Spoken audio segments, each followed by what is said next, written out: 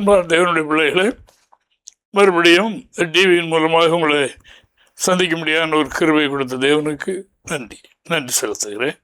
இப்பொழுதும் இன்று நம்முடைய தியானத்துக்காய் தருகிற வேத வாக்கியங்களை தியானிக்கும் முன்னால் ஒரு ஜெபம் பண்ணுவோம்.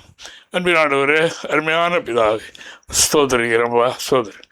கர்த்தாவே, நம்முடைய கிருபைக்காக நன்றி ஆண்டவரே. இந்த நாளிலும் கர்த்தாவை சுதிக்கிறோம். நம்முடைய ஜீவனுள்ள வார்த்தைகளை நாங்கள் கர்த்தாவே ஆராயவும் ஆதிவனே அவைகளை விதைக்கும் இந்த கிருபைக்காக ஸ்தோத்திரம். கர்த்தாவே, இந்த வார்த்தைகள் நல்ல நிலத்தில் விழுந்த விதையை போல விழுந்து பலன் கொடுக்கட்டும். ஆசீர்வதி அனுப்புகிற காரியமாய் வாய்க்க செய்யும் கர்த்தாவே. நம்முடைய கிருபை நாளும் கர்த்தாவே கேட்கின்ற உள்ளங்களில் மாத்திரமல்ல சரீரத்திலேயும் கர்த்தாவே நன்மை உண்டாக வேண்டிக் கொள்கின்றோம். கேட்கிறது மட்டுமல்ல, அதன்படி செய்கிறவர்களாகவும் இருங்கள் என்று சொல்லி இருக்கிறபடினால் கர்த்தாவே மக்கள் திருவசனத்தை கேட்டு அவர்களை கை கொண்டு அதனால் உண்டான ஆறுதலையும் நன்மையை நித்திய ஜீவனையும் பெற்றுக்கொள்ள முடியாக கர்த்தர் கிருபை செய்ய வேண்டும் என்று கெஞ்சுகிறோம். கிருபை ஆயிரம் ஆசீர்வதியும் இயேசுவின் மூலம் ஜெபிக்கிறோம் பிதாவே.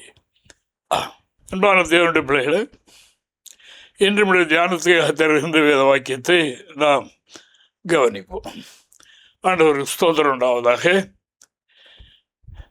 ஆண்டவராகிய தேவன் தம்முடைய பிள்ளைகளுக்கு அருளிருக்கிற வார்த்தைகள் இவ்வளோ அருமையானவைகள் என்பதை நானும் உணர்ந்து கர்த்தருக்கு நன்றி சொல்கின்றேன். தேவனுக்கு மகிமை உண்டாவதாக. நம்முடைய வாழ்க்கையில் அதாவது தேவ கிருபை என்பது நம்மள தங்கி இருக்கும்போது அது என்ன செய்யும், அதனால் நமக்கு உண்டாகிற பாதுகாப்பு என்ன, அந்த கிருபையினால் நாம் பெற்றுக்கொள்கிற நன்மைகள் என்ன என்று இன்று ஜனங்கள் தெரியாதபடியினால் கர்த்தராகிய இயேசு கிறிஸ்துவை தெய்வமாக அவர்கள் அறிந்திருந்த போதிலும் அவரை ஸ்தோத்திரியாமலும் கரம் பண்ணாமலும் அவருடைய இருதயங்கள் இருளடைந்திருக்கிறது என்று சொன்ன திருவாக்கின்படி அப்படி இருக்கிறத நாம் காணுகின்றோம். இந்த ஸ்தோத்திர பலி செலுத்துகிறது ஆண்டவருக்கு வேறு ஒன்றை மனிதன் கொடுக்க முடியாது. அவர் செய்கிற நன்மைகள் ஒவ்வொரு நாட்களையும் ஏராளம். அதுபடினால இந்த நன்மைக்கீடாக எதையும் செய்ய முடியாது. அதுதான் பக்தன் சொன்னார், ஸ்தோத்திர பலியிடுகிறவன் என்னை மகிமைப்படுத்துகிறான், தேவனை மகிமைப்படுத்துகிறான் என்று சொல்லியிருக்கிறது. உதவிகளின் காலையாகிய ஸ்தோத்திர பலியை எப்போதும் தேவனுக்கு தெரியப்படுத்துங்கள் என்றும் சொல்லியிருக்கிறது. தேவனுக்கு மகிமை உண்டாவதாக. அதுபடினால ஆண்டவரை கனம் பண்ணுவது உதடுகளின் கனி என்று சொல்லியிருக்கின்றது. அதை எப்போதும் தேவனுக்கு செலுத்தி கொண்டே இருப்பேன் என்று சொல்லியிருக்கிறது. இந்த கிருபையை நாம் பெற்றுக்கொள்கிற வழியை நமக்கு கற்றுத்தந்திருக்கிற வேத வாக்கியத்தை கவனிப்போம். இன்று அநேகருடைய வாழ்க்கையில் தேவனை துதிக்கிற துதி இல்லை. அவர்கள் தங்களுடைய பிரச்சனைகளையே அவர்கள் தேவாலயத்துக்கு போனாலும் வீடுகளில் ஜெபம் பண்ணினாலும் தங்களுடைய பிரச்சனைகளையே சொல்கிறார்கள் ஒழிய ஆண்டவரை மகிமைப்படுத்துகிறதுனால் கிடைக்கிற பலன் என்ன என்று அறியவில்லை என்று நாம் பார்க்கின்றோம். வாசிப்போம். 2 கொரிந்தியரின் புஸ்தகம் 4ஆம் அதிகாரம் 15வது வாக்கியத்தை நாம் வாசிப்போம். தேவனுடைய மகிமை விளங்குவதற்கு ஏதுவாக கிருபையானது அநேகருடைய சோத்திரத்தினாலே பெருகும்படிக்கு இவையெல்லாம் உங்கள் மித்தம் உண்டாயிருக்கிறது. தேவனுக்கு மகிமை உண்டாவதாக. கிருபையானது அநேகருடைய சோத்திரத்தினால பெருகுகிறது, உண்டாகிறது என்று நாம் காணுகின்றோம். அதுபடினால கூடி வரும்போதோ குடும்பமாகவோ தன்மையாகவோ இறை சமூகத்துக்கு போகும்போது எவ்வளவு துதிக்கிறோமோ அவ்வளவுக்கு தேவ கிருபை நம்மளே தங்கும், நம்மளே அது பெருகி கொண்டே இருக்கும் என்று இறைவாக்கு சொல்கின்றது. அதுபடினால் இதை அறிந்த எதிராளி என்ன பண்ணுகிறான் என்றால் ஜனங்களுக்கு துன்பத்தையும் தொல்லைகளையும் பிரச்சனைகளையும் பயத்தையும் கலக்கத்தையும் பெருமையும் வறுமையையும் பலவிதமான சூழல்களை உருவாக்கி தேவனை துதிக்க விடாதபடி நாவினால் புலம்பல் பாடவும் நாவினால் அதாவது தங்களுடைய மன வருத்தத்தையே தெரியப்படுத்துவதுமாக இந்த நாட்களில் மக்கள் இருக்கிறார்கள். இந்த ஸ்தோத்திரத்தினுடைய முக்கியத்துவம் என்ன என்பதை அறிந்திருந்தார்கள். ஆனால் எப்போதும் கர்த்தரை துதித்துக் கொண்டுதான் இருப்பார்கள். எப்போது மட்டுமல்ல, எக்காலத்திலும் எந்த சூழலிலேயும் அவர்கள் கர்த்தரை மகிமைப்படுத்துவார்கள் என்று சங்கீதக்காரன் தன்னுடைய வாழ்க்கையில் நடந்த ஒரு இக்கட்டான நேரத்தில் இந்த வசனத்தை அவர் சொல்லுகின்றார். அதாவது சவுலினுடைய எதிராளியினுடைய கையில் அவர் அகப்படுகிற அந்த நேரத்தில், அதாவது தனக்கு வேறு வழி இல்லை, அவர் அதுக்குத்தான் சொல்கிறார் இந்த வசனத்தை. தேவனுக்கு மகிமை உண்டாவதாக. வாசிக்கலாம். சங்கீதம் 34 சங்கீதம் 1 வாக்கியம். இந்த நெருக்கத்தில் ஒன்றும் செய்ய முடியாது. சவுலுக்கு பயந்து ஓடிக்கொண்டே இருக்கின்றார். இறைவன் மேல் பக்தி வைராக்கியம் உள்ள மனிதன், கடவுளை அதிகமாக துதிக்கிற மனிதன். ஆனபடினால அந்த நேரத்திலும் அவர் துதிக்கத்தான் செய்தார் என்பதை நாம் இந்த வசனத்தின் மூலமாக காண்கிறோம். வாசிக்கலாம். கர்த்தரை நான் எக்காலத்திலும் ஸ்தோத்திரிப்பேன், அவர் துதி எப்பொழுதும் என் வாயில் இருக்கும். மேலே அந்த முகவரி வாசிங்க. தாவீது அபிமெலேக்குக்கு முன்பாக வேஷம் மாறின போது அவனால் துரத்தி விடப்படுகையில் பாடின சங்கீதம். அபிமெலேக்கு முன்னாலே, அதாவது சவுலுடைய ஆள் அபிமெலேக்கு அங்கே போன போது, அதாவது கர்த்தர் அவருக்கு ஒரு நல்ல ஞானத்தை கொடுத்தார். எல்லாத்தையும் அவர் துதித்து கொண்டுதான் இருக்கிறார். அதான் சொல்லுகிறார், கர்த்தரை எக்காலத்திலும் நான் துதிப்பேன், எக்காலத்தினை போர் இக்கட்டு. இப்ப நான் அகப்பட்டேன் என்றால் சவுல் நிச்சயமாக என்னை கொண்டு போடுவான். ஆனபடினால இந்த நேரத்தில் அவர் மனித உதவி அல்ல, வேறொரு உதவி அல்ல, வேறொரு நம்பிக்கை அவருக்கு இல்லை. அவர் இறைவனை துதித்தார். இந்த துதிக்கிறதுனால கிருபை பெருகும் என்பதை அவர் அறிந்திருந்தபடினால அவர் சொல்லுகிறார், சந்தோஷமாக இருக்கும்போது, மகிழ்ச்சியாக இருக்கும்போது, நிறைவாக இருக்கும்போது, நான் விரும்புகிறது கேட்டதெல்லாம் கிடைக்கும் போது என்றல்ல. அதாவது அவன் எதிராளியுடைய வேலை அவைகளெல்லாம் தடுத்து மனிதன் கர்த்தரை தூசிக்கணும், விரும்பிருக்கணும். அவன் நாவில் கர்த்தரை துதித்தரக்கூடாது. துதித்தால் அவன் கிருபை பெற்று விடுவான். கிருபை பெற்றால் நம்மளை மேற்கொண்டு விடுவான், உலகத்தை ஜெயித்து விடுவான் என்பதை அவன் அறிந்திருக்கிறபடினால அப்படி செய்கிறான். ஆனபடினால அவரை துதிக்கும் துதி எப்பொழுதும் வாயில் இருந்தால் தான் அது வரும். அந்த நேரத்தில் யோசித்து சொல்லுகிறது அல்ல. அதாவது தேவனுடைய மனிதர்கள் வாழ்க்கையில துன்பமோ துக்கமோ தொல்லைகளோ எதோ இருந்தாலும் சரி, இல்லை பக்தியுள்ளவர்களுடைய நாவிலே இந்த துதிதான் உள்ளே இருந்து கொண்டே இருக்கும். வெளியே சத்தம் கேட்காது, உள்ளுக்குள்ளே துதித்து கொண்டே இருப்பார்கள். துதிக்க துதிக்க துதிக்க தேவனிடத்திலிருந்து கிருபை அவர்கள் இறங்குகிறது. ஆனபடினாலே நம்முடைய பழக்கம் எப்படி? கர்த்தரை துதிக்கும் துதி எப்போதும், எக்காலத்தில் மட்டுமல்ல, எப்போதும். அதாவது துன்பம் வரும்போது மட்டுமல்ல, அல்லது இன்பம் வரும்போது மட்டுமல்ல, எப்பொழுதும் கர்த்தரை துதிக்க வேண்டும் என்று எபிரேயர் நிருபகர்த்தா எழுதும்போது இப்படி அவர் எழுதுகின்றார். 13 அதிகாரம் 15 வாக்கியத்தில் இப்படி சொல்லுகின்றதை நாம் இங்கே காணுகின்றோம். ஆகையால் அவருடைய நாமத்தை துதிக்கும் உதடுகளின் கனியாகிய ஸ்தோத்திர பலியை அவர் மூலமாய் எப்பொழுதும் தேவனுக்கு ஸ்தோத்திர பலி தேவனுக்கு கொடுக்கிற ஒரு கனி. தேவனுக்கு மகிமை உண்டாவதாக. வேறொரு கனியை அவர் விரும்புகிறதில்லை, வேறொன்றை அவருக்கு நாம் செய்ய போகிறதும் இல்லை, செய்ய முடியாது. அதாவது கர்த்தர் எனக்கு செய்த உபகாரங்களுக்காக நான் அவருக்கு என்னத்தை செலுத்துவேன் என்று சங்கீதக்காரன் சொல்கின்றார். என்னத்தை செலுத்துவேன்? அவர் எனக்கு ஒரு ரட்சிப்பின் பாத்திரத்தை தந்திருக்கிறார், இதை எடுத்துக்கொண்டு அவரை மகிமைப்படுத்துவேன் என்று தான் சொன்னாரே ஒழிய வேறொன்றையும் கொடுக்க முடியாது. ஆனபடினால இங்கே என்ன சொல்லுகிறார் என்று சொன்னால், கர்த்தரை துதிக்கும் துதி எப்போதும் வாயில் இருக்க வேண்டும். எப்போதும் வாயில் இருந்தால் அந்த கிருபை பெருகிக் கொண்டே இருக்கும். ஆனபடினால் வசனத்தை கேட்கின்ற அன்பானவர்களே, நம்முடைய வாழ்க்கையில் நாம் எப்படி இருக்கிறோம்? கிருபை நம்மில் இருக்கிறதா? பெருகுகிறதா? ஆரம்பத்தில் இருந்த கிருபை குறைந்து போய்விட்டதா? கர்த்தரை துதியுங்கள். தேவனுக்கு மகிமை. கர்த்தரை துதியுங்கள், அவர் நல்லவர், அவர் கிருபை என்றும் உள்ளது என்று வேதம் சொல்கின்ற பிரகாரம் அதுதான் நமக்கு நல்லது. அது நம்முடைய கிருபை பெருகுகிறதாக இருக்கிறது என்று வேதம் சொல்லுகிறது. அதற்காக ஆண்டவருக்கு ஸ்தோத்திரம். பக்தர் யோபுக்கு ஏற்பட்ட எல்லாருக்கும் தெரிந்த ஒரு காரியம்.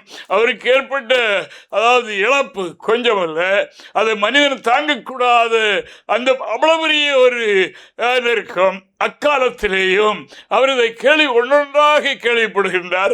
கேள்விப்பட்டு கொண்டே இருக்கும் போது அவர் என்ன சொல்லுகிறார் பாருங்க. யோபின் புஸ்தகம் 1 அதிகாரம் 21, 22 வசனங்களை நாம் பார்க்கும்போது இப்படி அவர் சொல்லுகிறதை நாம் பார்க்கின்றோம். நிர்வாணியாய் என் தாயின் கற்பத்திலிருந்து வந்தேன், நிர்வாணியாய் அவடத்திற்கு திரும்புவேன். கர்த்தர் கொடுத்தார், கர்த்தர் எடுத்தார், கர்த்தருடைய நாமத்துக்கு ஸ்தோத்திரம் என்றார். இவர்கள் கர்த்தரை பற்றி சரியாக அறிந்தவர்கள். ஆனபடினால தான் இவர்கள் சொல்கின்றார்கள், அதாவது நான் ஒன்றை கொண்டு வரவில்லை, வரும்போது வெறுமையாகத்தான் வந்தேன், நிர்வாணமாக வந்தேன், துணியுமில்லை, ஒன்றுமில்லை எனக்கு. அதாவது வெறுமையாக வந்தேன், வெறுமையாக போகிறேன். கர்த்தர் தான் கொடுத்தார். இங்கே இருக்கிற இந்த பூமியில மனைவி மக்கள், குடும்பங்கள், சொத்து சோகங்கள், ஆடு மாடுகள், மிருகங்கள், வேலைக்காரிகள் எல்லாம் கர்த்தர் கொடுத்தது. அது ஒன்றா போகிறதா? அதோடு மாத்திரமல்ல, இடி விழுந்த மாதிரி 10 பிள்ளைகளும் ஒரே நேரத்தில் இறந்து போய்விட்டார்கள் என்ற செய்தியும் காதில் விழுந்தது. அவர் என்ன சொல்லுகிறார்? அந்த நேரத்திலேயும் ஏதாவது பதறி ஒன்றும் இல்லை. பக்தர்களுடைய அனுபவம், தேவ கிருபை அவர்களை தங்கி இருந்து, அவர்கள் கர்த்தரை துதிக்கின்றவர்கள். அப்படினால் அந்த கிருபை அவர்களை தங்கி இருந்து, அதாவது அந்த கிருபையினால அவர்கள் தன்னுடைய வாழ்க்கையில் ஏற்பட்ட அவர்களை சங்கீதக்காரர் சொன்னது போல, அதாவது எக்காலத்திலும் எப்பொழுதும் என்று சொல்லுகிறார் அல்லவா, அந்த கிருபை அவர்கள் இருந்தபடியினால் அது வாயிலிருந்து புறப்பட்ட வார்த்தை கர்த்தர் கொடுத்தார், அவர் எடுத்துக்கொண்டார். கர்த்தருக்கு ஸ்தோத்திரம். இன்னும் அவர் கிருபையை நிறைவாகத்தான் பெறுகின்றார். தேவனுக்கு ஆனபடினார் வாழ்க்கையில் ஏற்பட்ட அந்த கிருபை அவருக்கு அதாவது சகாயம் செய்கிறதாக அது இருந்தது. அதுதான் ஏற்ற காலத்தில் ஒரு மனிதனுக்கு சகாயம் செய்யும். மற்றபடி எவரும் சகாயம் செய்ய முடியாது. யாரும் கூட இருக்க மாட்டார்கள். யாரும் ஒரு மனிதனுடைய இழப்பில், கஷ்டத்தில், துன்பத்தில் ஆறுதல் சொல்லி அவனை தேற்றவும் முடியாது என்று நாம் காணுகிறோம். இந்த தேவ கிருபை ஒரு மனிதனில் பெருகி இருக்குமானால், அதாவது ஏற்ற சமயம் எப்போ என்ன நடக்கின்றது தெரியாது, அந்த நேரத்தில் சகாயம் செய்யும், உதவி செய்யும் என்பது அதனுடைய பொருள். தேவனுக்கு மகிமை. எபிரேயர் எழுதும்போது 4ஆம் அதிகாரம் 16வது வாக்கியத்தில் அவர் சொல்லும்போது இப்படி அவர் சொல்லுகிறார். பார்க்க வாசிப்போம். ஆதலால் நாம் இரக்கத்தை பெறவும் ஏற்ற காலத்தில் சகாயம் செய்யும் கிருபை அடையவும் தைரியமாய் கிருபாசன தண்டையில் சேரக்கடவும். ஏற்ற சமயத்தில் சகாயம் செய்யும் கிருபை. தேவனுக்கு மகிமை உண்டாவதாக. அந்த கிருபை எப்போ செய்யுமா? நம்மள இருக்கிறது கண்ணுக்கு தெரியாது, பிறருக்கும் தெரியாது. சொல்லுவாங்க பாருங்க, போய் இவ்வளவுலேருந்து நீ தப்பு வைக்கப்பட்டாயே, கடவுளுடைய கிருபை தான். கர்த்தருடைய கிருபை உன்னை விடுதலை ஆக்கிட்டு, உன்னை பாதுகாத்துட்டு, உனக்கு ஏற்பட்ட இவ்வளவு பெரிய பிரச்சனை நிலை நின்றாயே, கர்த்தருடைய கிருபை என்று பிறரும் காணுகிறார்கள் அல்லவா? ஆனபடியால் அன்பான தேவனுடைய பிள்ளைகளே, இந்த நாளிலும் கர்த்தருடைய வார்த்தை என்ன சொல்லுகிறது? துதியுங்கள், ஆண்டவரை துதியுங்கள். ஆண்டவருடைய சமூகத்துக்கு வரும்போது மௌனமாய் இருக்காதீர்கள். அந்த நேரத்தில் அநேகர் கூடி துதிக்கிற அந்த துதியின் மத்தியிலே தேவன் வாசமாக இருப்பாராம். தேவனுக்கு மகிமை. துதிக்குள்ளே என்றால் நம்மிலே, நமக்குள்ளே எவ்வளவு துதிக்கிறோமோ அவ்வளவுக்கு கர்த்தர் நமக்குள்ளே அவர் வாசமாய் இருப்பார் என்று, அதாவது சங்கீதம் 22:3வது வாக்கியத்தில் நாம் இப்படி வாசிக்கிறோம். சங்கீதம் 22:3, இஸ்ரவேலின் துதிகளுக்குள் வாசமாயிருக்கிற தேவரீரே பரிசுத்தர். துதிக்குள் எந்த வீட்டிலே துதி இருக்கும் பொழுதோ அந்த வீட்டுக்குள்ளே, எந்த ஆலயத்தில் அதிகமாக துதிக்கப்படுகிறதோ அங்கே எந்த தனிப்பட்ட மனிதனை துதிக்கிறானோ அங்கே அவனுக்குள்ளே துதியின் மத்தியிலே, துதிக்குள்ளே அவர் வாசமாக இருக்கிறார். அந்த துதிக்குள்ளே அவர் வாசமாயிருந்து அவனுடைய வாழ்க்கையிலே வருகிற எந்த ஒரு காரியத்தின் மத்தியிலேயும் அவனை விடுவிக்க அந்த கிருபை போதுமானதாக இருக்கிறது. தேவனுக்கு மகிமை. ஆனபடினால் அன்பானவர்களே, துதியினாலே கிருபை பெருகும். உங்களுக்கு கிருபை பெருக அது ஏற்ற சமயத்தில் சகாயம் செய்யும். நம்ம நிர்மூலமாக்கி போட முடியாத சத்துரு பல சூழ்நிலைகளை இந்த பூமியில் உருவாக்குவது உண்டு. அந்த சமயத்திலே அந்த கிருபையை நம்ம காத்துக்கொள்ளும். தேவனுக்கு மகிமை உண்டாவதாக. அந்த சமயத்திலும் கிருபை காத்துக்கொள்ளும் என்று புலம்பலின் புஸ்தகத்தில் 3ஆம் அதிகாரம் 22வது வாக்கியத்தை நாம் வாசிக்கும் போது அங்கே அவர் இப்படி சொல்லுகிறார். எரேமியாவின் புலம்பல் 3ஆம் அதிகாரம் 22வது வசனம். நாம் நிர்மூலமாக இருக்கிறது கர்த்தருடைய கிருபையே, அவருடைய இரக்கங்களுக்கு முடிவில்லை. தேவனுக்கு மகிமை உண்டாவதாக. நான் நிர்மூலமாகாது இருப்பது, அதாவது நிர்மூலமாக்கி போடும்படி எத்தனையோ சந்தர்ப்பங்கள் பக்தருடைய வாழ்க்கையில் ஏற்பட்டு இருந்தபடியினால அவர்கள் இந்த வார்த்தையை யூஸ் பண்ணுகிறார்கள். அதாவது நிர்மூலமாக்கி போட முடியாத சந்தர்ப்பங்கள் எத்தனையோ நேரத்தில் சத்துருக்கள், எதிராளிகள் மூலமாக ஏற்பட்டது. ஆனால் அவருடைய கிருபையினை காத்தது.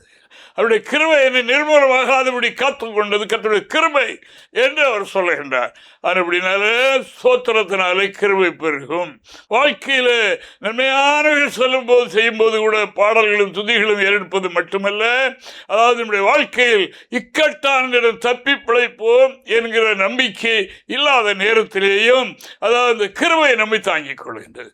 கிருபை நம்மை அதிலிருந்து விடுதலை ஆக்கிக் கொள்கிறது. அப்படி எத்தனையோ சாட்சிகள் இன்றைக்கும் இருக்கிறதை நாம் சொல்ல முடியும். முடியும், அறிகிறோம். அதற்காக ஆண்டவர் ஸ்தோத்திரிக்கிறேன். ஆனபடினால கர்த்தரை துதியுங்கள், கர்த்தரை துதியுங்கள். கூடி வரும்போது மட்டுமல்ல, தனிப்பட்ட முறையிலும் குடும்பத்திலும் நீங்கள் உங்களுக்கு கிடைக்கிற சபைகளிலும் கர்த்தரை துதியுங்கள். அதிகம் விண்ணப்பிக்க வேண்டாம். நீங்கள் கேட்பதற்கு முன்னமே உங்களுக்கு என்னது தேவை என்பதை பரமபிதா அறிந்திருக்கிறார். ஆனபடினால முதலாவது தேவனுடைய ராஜ்யத்தோட நீதியும் தேடுங்கள், அப்பொழுது இவைகளெல்லாம் உங்களுக்கு அதோடு கூட சேர்த்து கொடுக்கப்படும் என்று திருவசனம் சொல்லுகின்றது. ஆனபடினால தேவனுடைய நீதி, முதலாவது தேவனுடைய நீதி, தேவனுக்குரிய ராட்சியத்துக்குரிய அந்த பிரமாணங்களை நாம் கை கொள்ளும் போது நமக்கு என்ன உண்டாயிடும்? எல்லாம் அதோடு கூட நல்லா லிங்கி அதோடு சேர்த்து அவர் வாக்கு தத்தம் பண்ணிவிட்டார். அதற்கென்று என்றைக்கு நம்முடைய பேர் அங்கே எழுதப்படுகின்றதோ அன்றைக்கே, அதாவது சுதந்திரவாளிகளாக மாறிவிடுகின்றோம். அவர்கள் புலம்ப வேண்டியது இல்லை, அவர்களுக்கு வேண்டியதெல்லாம் அவர் அறிவார், கொடுப்பார். ஆனால் நாம் என்ன செய்யணும்? கர்த்தரை துதிக்கணும், தேவனே துதிக்கணும், எந்த சூழ்நிலையும் துதிக்கணும். எது நடந்தாலும் நன்மைக்கு, எது நடந்தாலும் நன்மைக்கு, இதில் ஒரு நன்மை இருக்கும், நாம் எல்லாவற்றையும் அறிந்தவர்கள் அல்ல என்ற இந்த அறிவுடையவர்களாக நாம் வாழும்போது, அதாவது தேவ கிருபை நம்மிலே தங்கியிருக்கிறது மட்டுமல்ல, அது பெருகி கொண்டே இருக்கும். தேவனுக்கு ஸ்தோத்திரம் உண்டாவதாக. பாருங்கள், இன்றைக்கு பெரிய அதிகாரத்தில் இருக்கிறவர்களுக்கு வெளியே போகிறாண்டால் என்ன பெரிய பந்தோஸ்து பாருங்க, என்ன பெரிய பாதுகாப்பு பாருங்க, வழி வழியாய் பாதுகாப்பு. கேட்பார்கள், யார் வர்றா, யார் வர்ற, பெரிய மந்திரி வர்றாங்க, அவங்க வர்றாங்க, பெரிய ஆள் வர்றாங்க என்று சொல்கிறார்கள் அல்லவா? அதற்கு அவ்வளவு பெரிய பாதுகாப்பு வைக்கப்பட்டிருக்கின்றது. அன்பான தேவனுடைய பிள்ளைகளை கவனியுங்கள். நாம் எல்லாரும் அதாவது சாதாரணமான மனிதர்கள் என்று எண்ண வேண்டாம். நாம் தேவனுடைய பிள்ளைகள் என்று அழைக்கப்படுவதனாலே பிதாவாகிய தேவன் நம்மில் பாராட்டிய அன்பு எவ்வளவு பெரியது என்று பாருங்கள். தன்னுடைய பிள்ளை வெளியே போகிறான் வருகிறான் என்று சொன்னால் அங்கே அதாவது எவ்வளவு படைகள் நிறுத்தப்பட்டிருக்கும் என்று யாருக்கும் தெரியாது. அதைத்தான் இங்கே சுருக்கமாக சங்கீதக்காரர் எழுதுகிறார். 23ஆம் சங்கீதம் 6வது வாக்கியத்தை வாசிக்கும் போது, அதாவது என்ன நம்மளை பின்தொடருமா, நமக்கு எது வழிகாட்டு, வாசிக்கலாம். என் ஜீவனுள்ள நாளெல்லாம் நன்மையும் கிருபையும் என்னை தொடரும், நான் கர்த்தருடைய வீட்டில் நீடித்த நாட்களாய் நிலைத்திருப்பேன், எழுதவரி போக மாட்டேன். ஆனால் தேவனுடைய ரட்சிப்பு தான் நமக்கு மதில், அரண் என்று வேதம் எழுதியிருக்கிறது. அந்த அரணை விட்டு ஒரு மனிதன் கோட்டை விட்டு வெளியே போய்விட்டால் எதிராளி கையில் அகப்பட்டுக் கொள்வான். எருசலேமை விட்டு எரிகோவுக்கு போகும்போது கள்ளர் கையில் அகப்பட்டான் அல்லவா? அதே மாதிரி தான் எருசலேமை விட்டுவிட்டு, எருசலேம் தேவனுடைய வீடு, தேவனுடைய மகா நகரம் என்று எழுதியிருக்கிறது. பழைய எருசலேம் என்ற புதிய எருசலேம் பற்றியது எழுதியிருக்கிறது வேதத்தில். தேவனுக்கு மகிமை உண்டாவதாக. அந்த வீட்டிலிருந்து நன்மை பெற்று அந்த வீட்டினால் பிறப்பிக்கப்பட்டு நீ அந்த வீட்டை விட்டு அதாவது ஓடுகிறாய் என்று சொன்னால் இதில் என்ன இருக்கின்றால், கிருபை ஒன்னிலே குறைந்து விட்டது, தேவ கிருபை ஒன்னிலே இல்லை, ஆண்டவரை மகிமைப்படுத்துகிற பழக்கம் ஒன்னிலே இல்லை. ஆனபடினால் அந்த கிருபை இல்லாதபடினால அது நம்மை வீழ்த்துகிறது. ஆனபடினால் அன்பான தேவனுடைய பிள்ளைகளை இங்கே என்ன சொல்லப்படுகிறது என்றால், அதாவது நன்மையும் கிருபையும் அது நம்மை பின்தொடரும், நமக்கு பாடிகாட்டது தான். வேறு வைத்திருக்கிற படைகள் ஒன்று நம்மை பாதுகாக்காது, வேற நாம் நம்பிக்கை வைத்திருக்கிற யாரும் நம்மை பாதுகாக்க மாட்டார்கள். ஆனால் நம்பிக்கைக்குரியவர் இறைவன் ஒருவர், அது தேவ கிருபை. யார் மேலே கர்த்தர் அன்பு வைத்திருக்கிறாரோ, யார் தேவனை அதிகம் துதிக்கின்றார்களோ அவர்களுக்கு இந்த அமைப்பெல்லாம் உண்டு என்று வேதம் சொல்லுகின்றது. தேவனுக்கு மகிமை உண்டாவதாக. நாம் பாவ சரீரம் உடையவர்களாக உலகத்தில் பிறப்பிக்கப்பட்டோம். அதாவது நான் உன்னுடைய எந்த பரிசுத்தவானுடைய குடும்பத்தில் பிறந்தாலும் சரி, பிறக்கும்போது அவர்கள் பாவிகளே என்று நாம் காணுகின்றோம். அப்படினால் தான் தாவீது ராஜா சொன்னார், அப்படித்தான் நான் உருவானேன், தாயினுடைய பாவத்தில் கர்ப்பம் தரித்தார் என்றுதான் அவர் சொல்லுகின்றார். தேவனுக்கு மகிமை உண்டாவதாக. அன்பான தேவனுடைய பிள்ளைகளே, நம்மை ஆண்டவர் தம்முடைய பிள்ளைகளாக மாற்றியிருந்த போதிலும் சத்துரு பழைய பாவங்கள், பழைய எண்ணங்கள், பழைய சிந்தனைகள், பழைய சுவாபங்கள் இவைகளை கொண்டு வந்து நம்மை அதாவது இந்த கிருபையில குறைந்து போக செய்வான். சிலர் போராடி பார்த்துவிட்டு ஐயோ ஒன்றுமில்லை, விடுதலை கிடைக்காது போல என்று எண்ணுகிறார்கள். இதற்கு நீங்கள் செய்யுங்க இப்படி என்று தான் நான் சொல்லிக் கொடுக்கிறோம். தேவனை துதிங்க, அந்த டைமில் துதிங்க, கர்த்தரை துதிங்க கொண்டு மனப்போராட்டம் ஒரு மனம் இல்லாமல் உங்களை சிதறடிக்கிறதா? துதியுங்கள் தேவனை, ஒரே எண்ணத்தோடு மகிழ்ச்சியோடு துதியுங்கள். அந்த நேரத்தில் நம்முடைய சிந்தனை பயன்படுத்தி அந்த வார்த்தை இந்த வார்த்தை அது தேவை தேவை என்று ஒன்றொன்றாக சொல்லிக் கொண்டு இருக்காமல் இந்த ஸ்தோத்திரம் செய்யும்போது நம்முடைய மனம் ஒருமுகப்பட்டுறது. வேற ஒன்றை சிந்திக்க வேண்டியதே இல்லை. ஒரேடியாக தேவனுக்கு ஸ்தோத்திரம் மகிமை மகிமை செலுத்தி கொண்டே இருக்கும். மனம் ஒருமுகப்படும். அதில் தான் தேவ கிருபை இறங்கும். அது பலவிதமான வார்த்தைகளை யூஸ் பண்ணும்போது சிந்தனை சிதறி போய்விடும். அங்கே தேவ கிருபை இறங்க முடியாது. அப்படினால அதாவது நமக்கு ஏற்படுகிற போராட்டங்கள், நமக்கு ஏற்படுகிற பிரச்சனைகள், இவைகளை மேற்கொள்வதற்கு ஒரே வழி என்ன என்றால் இதுதான். இங்கே வாசிங்க, நீதிமொழிகள் 16ஆம் அதிகாரம் 6வது வாக்கியத்தை ஒரு வாசிப்போம். கிருபையினாலும் சத்தியத்தினாலும் பாவம் நிவர்த்தியாகும், கர்த்தருக்கு பயப்படுதலினால் மனுஷர் தீமையை விட்டு விலகுவார்கள். கிருபை கிருபையும் சத்தியமும் ஒன்றை ஒன்று சந்திக்கிறது என்று வேதம் சொல்லுகின்றது. ஆனபடினால தேவ கிருபை ஒரு மனிதனில் இருக்கும்போது அவன் திருவசனத்தை சத்தியத்தை கை கொள்ளுகின்றான். அது மட்டுமல்ல, அவனுடைய வாழ்க்கையில் தேவனை கிட்டி சேர விடாதபடி தடை செய்கிற அப்படிப்பட்ட பாவங்கள் அவனை விட்டு அகன்று விடும். நிவர்த்தி, அதில் தான் நிவர்த்தி என்றால் விடுதலை. விடுதலை அதில் தான் கிடைக்கும், வேற ஒன்றிலும் கிடைக்காது. எவ்வளவுதான் உபாசிக்கணும், ஆனாலும் அது மட்டும் போதாது. அது ஒரு வகையான தேவனிடத்தில் நாம் நெருங்குகிற வழிதான். ஆனாலும் அதாவது நம்முடைய வாழ்க்கையில் கிருபை தினமும் பெருகணும். தினமும் கிருபை பெருகிக் கொண்டே இருக்கணும். கொஞ்சம் உண்டு நிறைவாக உண்டு, என்னுடைய உள்ளம் தேவன்பால் பொங்கி பொங்கி வழிகிறது என்று பக்தர்கள் சொல்லுகிறது நாம் பார்க்கிறோம் அல்லவா? அப்படி ஒரு அனுபவம் இருக்கு இல்லையா? அவை தேவனுக்கு மகிமை பொங்கி வழிகிற ஒரு அனுபவம், அது தேவ கிருபை. அவன் வந்து பொங்கி வழிகிற நீதிமானுடைய உள்ளத்திலிருந்து ஜீவனுள்ள நதிகள் புறப்பட்டு ஓடும். அதாவது அவனுக்கு மட்டுமல்ல, அந்த கிருபை அநேகருக்கு அது பயன்படுகின்றதாக இருக்கிறது. அவன் மூலமாக அநேகர் அந்த பயனை பெறுவார்கள். பாருங்க, பவுலும் சீலாவும் பகலில் நல்ல அடியும் உதயம் பட்டு, அதாவது கொடுமையான சதுப்பு பூமி என்று சொல்லப்படுகிற கொடும் சில தண்டனை அவர்களுக்கு கொடுக்கப்பட்டிருந்தது. அவர்கள் தேவனை தூசிக்கவில்லை, அவர்கள் தேவனை மறுதளிக்கவில்லை. ஏன் இப்படி நடந்தது என்ற கேள்வி எழுப்பவில்லை. 2 பேர் அதில் ஒருவருக்கு அவர்களுக்குள்ளே ஒருமனக்கேடு வரவில்லை. ஒருவர் சொல்லி இருக்கிறார், பவுலை பார்த்து, நீர் தானே சொப்பனம் கண்டு சொன்னீர், வெளிப்படுத்துகிற உமக்கு தானே, இப்ப எப்படி ஆயிட்டே என்று சொல்லவில்லை. உடம்பெல்லாம் இரத்த கிழமையாக இருக்கிறது. இப்படி இருக்கும்போது அவர்களுக்கு இரவிலே ஜெப வேளை வந்துட்டு நடுஜாமத்தில் அவர்கள் கர்த்தரை துதித்தார்கள், துதித்து பாடினார்கள். துதித்து பாடும்போது அங்கே தேவ கிருபை அங்கே இறங்கிச்சு. தேவனுக்கு மகிமை இறங்கின உடனே அங்கே என்ன நடந்து பாருங்க, சிறைச்சாலையுடைய கதவுகளாம் திறந்து ஓடினது, கட்டப்பட்டிருந்த கட்டுகளெல்லாம் விட்டது. அவங்க தேவ மகிமை வெளிப்பட்டது. இந்த காலத்தில் எந்த நிலையில் நாம் இருக்கலாம், அந்த நிலையிலும் அக்காலத்திலேயும் கர்த்தரை நாம் துதிக்கணும். நம்முடைய நாவிலே கர்த்தரை துதிக்கிற துதி விலகிடக்கூடாது. கர்த்தரை துதிக்கணும். எக்காலத்திலும் எப்பொழுதும் கர்த்தரை துதிக்க வேண்டும் என்று இறைவசனம் சொல்லுகிறது. அது பின்தங்கி போகிறது இல்லை. தேவனுக்கு மகிமை உண்டாவதாக.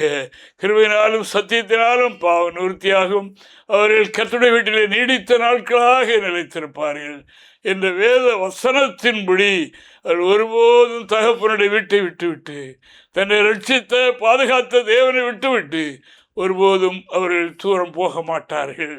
அவர்கள் தேவ சமூகத்தில் ஒலிவமர கன்றுகளைப் போல இருப்பார்கள். அசையாத சீயோன் பர்வதத்தை போல நிலைத்திருப்பார்கள் என்று இறைவாக்கு சொல்கின்றபடினால், அன்பானவர்களே, சத்தியத்தை கேட்கின்றவர்களே, நம்முடைய வாழ்க்கையிலே சோர்ந்து விட்டோமா? துன்பங்களை பாடுகளை கண்டு தளர்ந்து விட்டோமா? கவனியுங்கள். நீங்கள் செய்ய வேண்டிய காரியம், ஆலய வழிபாடு செய்தாலும், குடும்ப ஜெபம் பண்ணாலும், தனித்த பயணத்தில் இருந்தாலும் கர்த்தரை துதியுங்கள். கர்த்தரை துதிக்கிறவர்களுக்கு கிருபை பெருகி கொண்டே இருக்கும் என்று இறைவாக்கு நமக்கு வாக்குறுகிறபடியினால் இவர்களை கேட்கின்ற நீங்களும் அப்படியே செய்வீர்களாக.